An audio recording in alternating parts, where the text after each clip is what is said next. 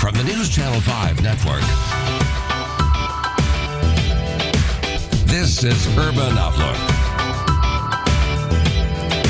Hello and welcome to Urban Outlook, a forum for African American issues. I'm April Eaton. Thank you so much for being with us today.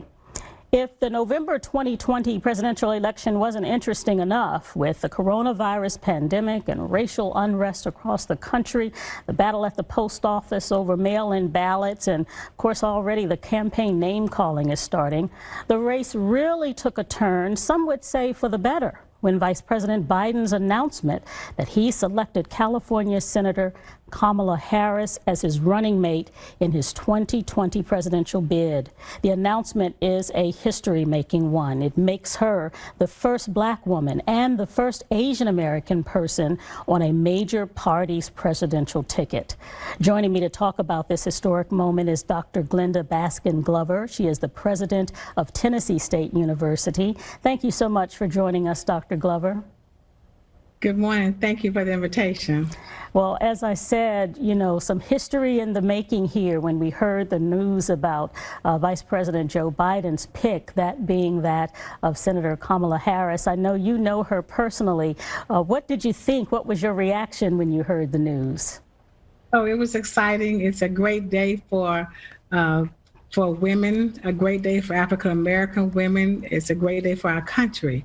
And we commend Vice President Biden for having the insight to bring someone of Senator Harris's caliber to the ticket. And so it's just a wonderful opportunity. It says a lot for how far women have come in our country. And it brings out it just shows that the civil rights movement was not in vain.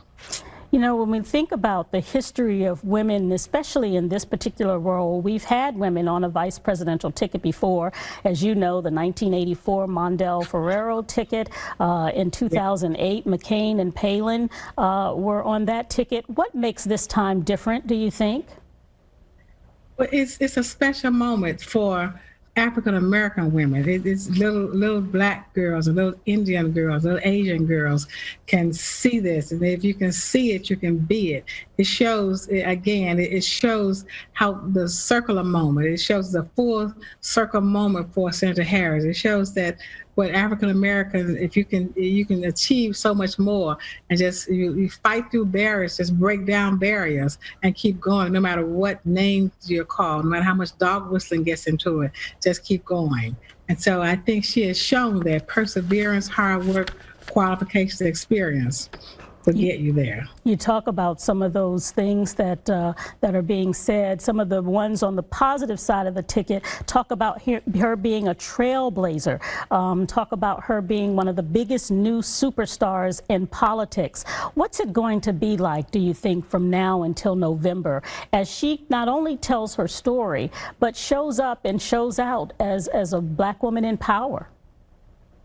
Well, I think she is a role model for so many, and I believe just her presence sends a great message, her presence alone.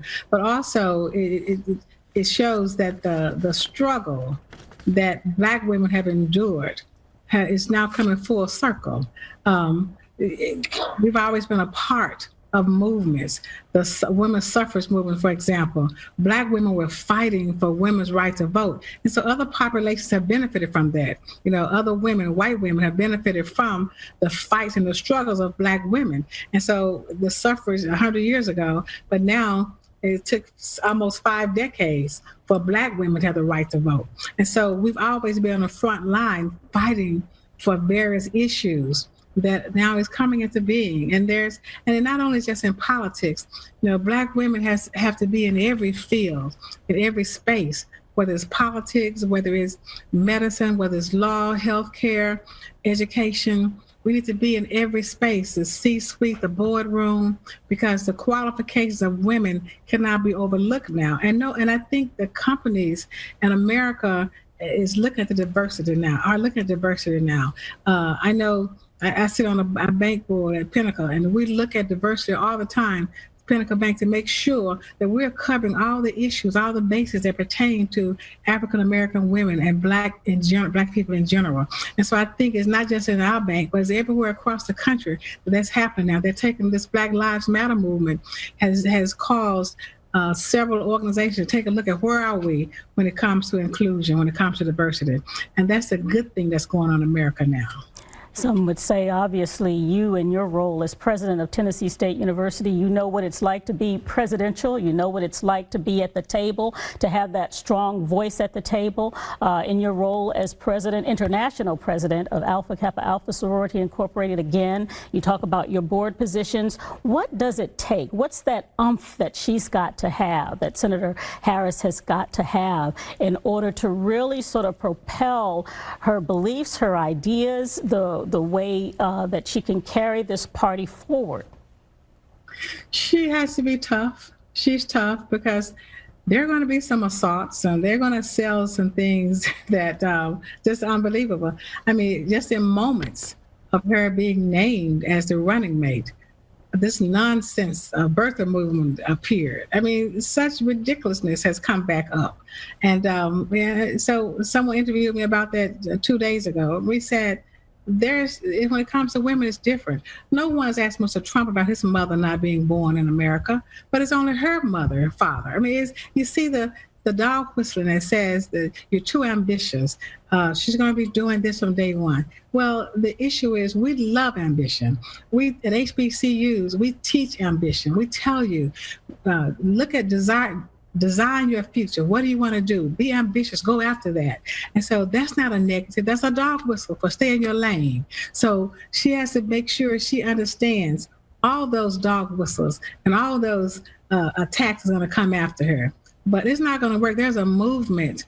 There's an unstoppable movement now among women that, and talking to the Biden camp before the selection was made, women made it clear. You wanted a Black woman on that ticket. There was no mistaking about that. And I was a part of that.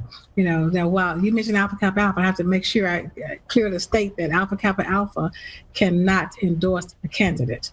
And we do not endorse any candidate. But in our personal roles, we're free to exercise our rights, our God-given constitutional rights.